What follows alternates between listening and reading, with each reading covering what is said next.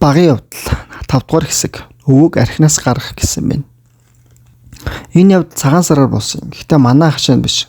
Сургууль дээрч биш. Харин умаа ихчийн хашаанд болсон хэрэг юм шүү. Хэр хашаа төв эмнэлгийн зөөн уртхан баруун тийш харсан доголд байсан. Антшгүй тэр доголын уртхан зүг дээр бас баруун тийш харсан архины мухлаг байдаг юм. Умаа ихч над шиг өсөө хусуулцдаг цул өршлөө уусан нүрт намхан бүгтгэр эмгэн. Түүний нас нүрнийхээ өршлөө шиг тун их байсан байх. Яагаад гэвэл манайхан цөмөр ихч гэдгсэн тэрж байтугай өндөр өвөө хүртэл түүний ихчээ гэдэг байсан. Тийм их настай хүн болохоор бид жил бүр очиж зоологдог ёсоор өдөөс хойш тэднэд очисон билээ. Умаа ихч хашааны голд байшингийн иргэд барьсан жижигхэн өмгөр гэртээ оруулж бидэнтэй зоологод хоньны тарган ууцыдээ битүүлэг тавьж дараа нь баншд шанаж өгдөг юм. Тийм сайхан банштай айл өөр нэр идэж үзээгүй юм шиг санагддагсан. Бас жаахан арайг хадаагаад өгч байж магад. Дараа нь нэгч бид хоёр чихэр бов ээж жаахан хоргоо ч юм уу гоё алчир өгч магадгүй. Өвөг ахтай хамтайгаа шимээ архиар заавал дайлна. Сэтэд ах бол ахмад цолтоод дарга хүн. Гэхдээ умаагийн хүү юм гинлээ. Намхан тагжгаар бор хүн. Умаа ихчинд дайлуулж бэлэгсэд авсны дараа тэр ах биднийг гэртээ өрсөн юм аа. Ахын авгаа элдв ногоо пүнтүүцтэй гой хуургаад биднийг дайлав. Өвөг шимээ архиад биш шилтэй гой хүрэн архиад дайллаа. Адагс үлдэн тэт гараад явахдаа намайг дүүгээ гарч бай гэж үлдээлээ. Дүү охин босоод орон дээрээс мүлгэж унчих магадгүй тул би түүнийг харахаар үлдсэн юм аа. Би цэргийн ахын хувцсыг сонирхож малгайгийн нүмс толинд нь гарч үзлээ. Надад их сааган зогож байх шиг. Дарган малгай их сүртэй гоё. Дараа нь би ширээнд очиж суугаад өвөгийн үлдсэн хуурганаас ганц өмглээ. Ширээн дээр өвөө аав ах хоёрын ууж байгаад үлдээсэн шилтэй арх байна. Бүглөг аваад үнэртээд үзэхэд их саахан хүч шиг үнэр гарч байна. Арх ер нь их саахан амттай байх. Тийм биш бол өвөө чихэр дургу мөртлөө архинд юунд дуртай байх. Энэ хүрэн архилавд тоорын компот шиг сайхан амттай байх. Эсвэл зүгийн баш гэж байж магадгүй. Ингэж бодоод би энэ олон 5 хушуутай архины шилэг амрууга тонгоолгож нэг том болгож орхилоо. Тэгтэл хамаг ам хэл хоолой шатаач шиг санагдаад хоёр нүднээс аяндаа нулимс асгаж амсгаач авахарахгүй бол би үйл ашиглаа. Өвөө ийм хоршиг хачин юмд яагаад дуртай байдаг юм болоо гэж ихтэйг их гайхлаа. Энэ лавуух юм биш хор байх шүү. Хор эцэн чон нохоо өөхгүй бол галзуурдаг гэж өвөө нэг анчин хүн ярьж байсан. Өвөө бас энэ архиа уухаар галзуу нохоо шиг хөлнөн говаад ирдэг юм. Хилэн хавдаж орхисон юм шиг ирээд сулчаад байдаг. Хор уучаад галзуургашхаад байгаа нь хэр байх. Өвөөг одоо архиулгаж байхаа бай гэж би хатуу шийдлээ. Дүү босоод уйлахаар нь би болтойг нөмсүүлээд өргөж гэрт орлоо. Түүнийг ихэн авч би сулартал өвөө архинд явах гэж байгаа бол ганцхан шилэл хэрэгтэй. Шилийн нөгөөд би одоохон уд мохлог хаачхаас өмнө ганц шил юм аваад ирээ. Ахан дүүтэйгээ ганц шил юм уулгүй яах уу гэж байна. Сэтэд ах над руу гараад миний дөө байшин дор товцны шүүний дэргэд ёроолны хоосон лох аваад ир гэж байна. Би гүйж тэр шилийг нь өвөд авчирч өглөө. Өвөг мохлог руу яваад би бушууган байшин дор сэтэд ахын шинэл дарган болгоо өмсч аваад хашааны хаалганы эргэж зогсож өвөг харуултлаа. Өвөө мохлогт орчоод арх зардаг хужаатай яриад байх шиг. Тэгэхэд бүрэнхий бодоод удалжид байгаа хүний цараа бараг танихдахгүй болжээ. Би өвөгийн ганц жил архийг уулахгүй булааж аваад хаглах гэж хүлээж байв. Өвөө одоо арх ууж болохгүй. Хороо уугаад галзуурдаг дээрэл байх шиг. Одоо яасан ч арх уулгаж болохгүй гэж бодлоо. Нэг хартал мохлогийн хаалганы нэгд цаад гэрэлд манай өвөө өрөөсөн гараа өртөө ээжгсэн нөгөө хартаа шилтэй юм бариад ирэх нь оромхон үзэгдээд хаалгахаа гэж харагдахгүй боллоо. Би хашаанд наалж хаалганд эргэд ирмэгц барьж яваа шилтээгээс нь шүүрээд ав. Өвөг гинт цочиж хаа чи яаж байна хүүхэ хүний юм булаагч нь чинүү гингүүд ноцлохын зур бүхэж тасарч байгаа үчин гигэнд намайг цэрэг хувцастай цэрэг малгай дуун болгохоор мэгц хинбэ чи цэрэг цагдаа өнөө би сухтуу хүлцүүл хүн биш байна. Наадга тавьгүй шилтэйг надаас угс татад автал. Гараасаа нөгөөдгөө молт үсэргээд алдав. Архины годомчны чулуун дээр унаад хаг зөрхлөө. Миний санаа ясороо болов. Би бушуун харахад гол руу дуг зүхтаа. Өвөө гараал тавьж бүхэн өнөөгчлөлтэйг харсныг мэдээд хаалгаар яваад орлоо. Би хойноос нь сэм гүйж харуул өвөө гэрт орж бай. Би тэр хооронд цаашаа гүйж байшин дороо сэтдахын шинэлэг шүүгэн дөлөж гэрт орж хатвчин зогсов. Өвөө бүр готож гүйцсэн болтой тамхиа байгуулсан. Ээдээ энэ жилч би өвхөн шүү. Цаанал нэг яваагүй байна. Амны минь их шиг бүр нэг ард дээр гарч гүйцсэн шиг байна гэж өглөж байна. Хамар золгийн танаас арх дээрэмд чуух гэдэг бол гэж сэдэд ах гайхаж байна. Ямар нэгэн бүүмэд нэг намхан салбансын бүрж ирээд ноцолдож байгаа тагалуулчихлаа. Хулгайч дэрэмшийн мөгөтлөө цэрэг цадаа хувцастай шиг харагдсан гэж үг хэл. Би дотор өвөө намайг таньсангүй гэж бодоод инээ төрж байна. Үгүй энэ гайхал арай биш байгаа да хараач гэж сэдэд ах руу гинт нүрээрээ зааж орхлоо. Би яах намайг гэж яагаад таачгүй гэж гайхахтаа хувцас руу гарлаа. Өмнө гайхалт гиснээс гарцаагүй. Энэ малгайг нь хараач гэдэг ээжийг над руу хөсгээд би гарч цухтах гэхэд босгонд хаварцаглаад баригдаж орхилоо. Ингээд би энэ Баатарлаг авианыхаа үр төлөөс хатууган хүртэж ээж зодуулсан юм. Бас босгонд хаварцаглаж гай газрын мууяр удлаа гэж умаагч намайг зэмлэн миний диггүй гайхлаа. Тэгэвч би өвөөгийн уух гэсэн архийг санаатаа санамсаргүй асгах нууж шинжүү болох зэргээр өвөөгөө архинаас гарах тэмцлээ өргөжлүүлсээр л байлаа. Японтой байлдсан байна. Игчийн хашин дүрд нэг эрэхтэй би Японтой байлдсан юм. Та нар намайг яагаад худлаа хэлж байна гэж битгий бодоорой. Би багтаа амьд Японы нүдээр үтснээр барахгүй нэг удаа тэдэнтэй тултж үзсэн. Тэр бол жүжиг кинонд манай жүжигчдийн тоглосон Дүүрэмэл Япон биш. Харин 1945 онд дайнд манай галдаах та буудалж явсан. Дайсны цэргээс олзогдож ирсэн жинхэнэ Япон. Тийм болохоор өстой дайсны цэрэг Япон шүү дээ. Намайг сургуульд орсны намар билүү дараах намар нь билүү би сайн санахгүй байна. Би 1947 онд сургуульд орсон. Төв сөвлөлийн хашааны зүүн урд булангийн шарил хадгалах байшингийн баруун талд хөрд зуур босгосон намхан урт модон урт зурамжид хэдэн Япон сууж газар шумны ажил хийж байсан юм аа. Тэр өглөө би ихчийн хашаанаас гарч зам хөндлөн огтлоо төв сөвлөлийн хашааны гудамжаар баруун тийш орж Японы байшинг зүглэв. Хашааны гадагш хандсан цонгод нөхрөөд сэмхэн шагааж харав.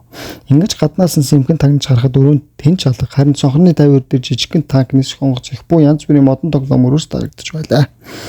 Энэ хэдэн Япон дайнд ялагдаж олзлогдсон мөртлөө бас хашрахгүй хүүхчиг байдж тоглох туртай хэвээрээ юм шиг байна шүү дээ. Харин би бол дайсны танк их буу онгоц хамаг зэвсгийн байрыг нийлрүүлж олсон чигэнд тагнуул шиг тэр хоглоомыг нь шохоргон харлаа. Цонхны гэд баг хоёр гараараа таглаа нэг харсан чинь дайсан намайг бас илрүүлж орчихжээ. Нэг бандгар хүнтэй зэглэн ногоо өмд самттай намхан Япон хашгирч байгаа харух шиг дорсгоо шүдээ ярцаалаа намайг харж инээмсэглэн баруун талаар тойроод хашааны алгаар ороод ир. Би чамд энэ тоглоомоос үгүй гэж байгаа бол тоо богинохон мөгжөр гуруугаар зангаж тохиж байна. Би Японы дайсан гэж мэдэхдээ дахид болгоомжлол явж баруун талаар нь явж хашааны алгаар ороод өнөх байшинд орлоо. Юухан ч гэсэн сэжигтэй юм бол гараад зүгтгэд бэлгэн байдалтай явж тэр Японд хүрч очлоо. Тэр Япон намайг харж ярзаатлын нээснээ наашаа эргэж цонхон дээрээс модон танк авчигод надад би буцаад гүөх гэтэл мөрөн дээрээс энэ барьж аваад хэд алгадаж эцэстний өвдгөөрөө бүксрүүм нэг хүншиж түлхэж гаргаад агдагнан инээж байна. Миний хацар халуун өргөж бүкс өвдөж байсан ч дайсанд баригдсан байлдаг уйлж ургаж болохгүй гэдгийг халдаахаас мэдсэн болохоор уйлсэнгүй. Харин ч уур хурц Японтой тултгаар шийдээд ихчийн хашаар өгүүлээ. Орж хүнтэй цамцаа яруу өмсөд гарлаа. Талаасанд миний мэрэгэн буу байсан юм. Өөрөөр хэлбэл улаан сундгаар хийсэн чавх үлээ. Дайснаас олж ирсэн жижигхэн модон танка би нөгөө талын халаасанд хийлээ. Дараа нь хашаанаас гарч фронт руу өөрөөр хэлбэл төв сөвлөлийн урд гудамж руугүй Японы байшингийн эсрэг харгалдаад урд талдаа их баг хоёр хаалгатай нэг айлын хашаа байсан юм. Альбан газрын байрч юм уу бүү мэд. Ард талд нь хоёр байшингийн хоорондор хоошоо гардаг нэг онгорхой байв. Би тэр завсраа энэ хашаанд орж түүний яруулахаас хэдэн сайхан сум бэлтгэж авлаа. Тэгээд тэр хашааны ард нуугч өнөх хоёр шуургагийн завсраа хөндлөн гудамжны эсрэг талд харгалдаа байсан Японы байшингийн зүг харуул. Миний урд тэр байшин яг их эсрэг харагдана. Эндээс намайг авсаар хүн ажиглахгүй. Харин надад дайсны хамгийн ив илэн тултахад онц сайхан газар. Би өөрийгөө хорогдож дотор бүкс мэрэгэн будагч гэж саналаа. Тэгэхээр дайн тулаан өдөн хатгас Японы байшинаар юу ч болсон нэг сум шөнгөнүүлж хуршлаа. Өнөх тоглоом өрөөстэй байсан цонх хаг усрээд явчлаа. Үүнийг та нар харсан бол намайг нэг мэрэгэн будагч шиг ондоодоо гэх байсан байх. Хашааны завсраар өрөөснүүдээр дайцтай зэрвэс харахад намайг өдөж цоцсон өнөг Япон цохон дөрдөд ирчихсэн. хагархаагаар нь гадагшаа харж байлаа. Би завд нэг сум цэнгэлж авахны булгаар чулуу хавчиж бэлтгийг хэлж байгаа юм. Аваад өнөөх Японы тухан дээр чиглүүлж баад хашны завсар дахиад нэг сум явуул. Тэр Япон шовс гэдэг алга болчих.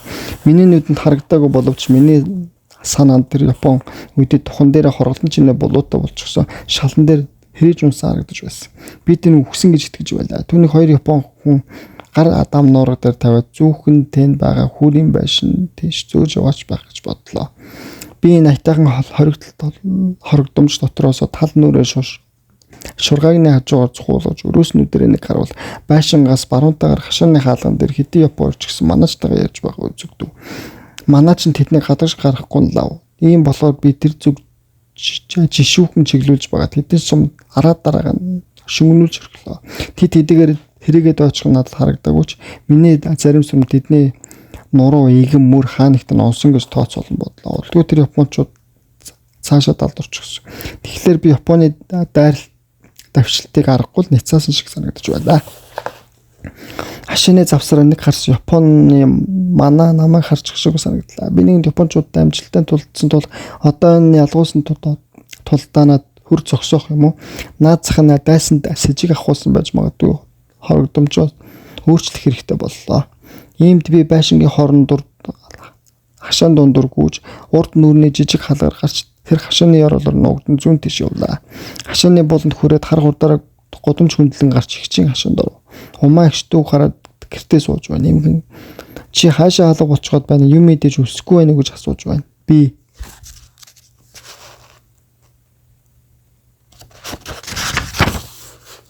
гадаа чаханд хоглоод ирлээ юм идэхгүй өсөөгүй гэж хариулээ. Дотроо тулдааны үед байлдагч хүн тэр тулдаан мэрэгэн бүрдэгч хүн юм мэдэж болохгүй гэж бодож байна.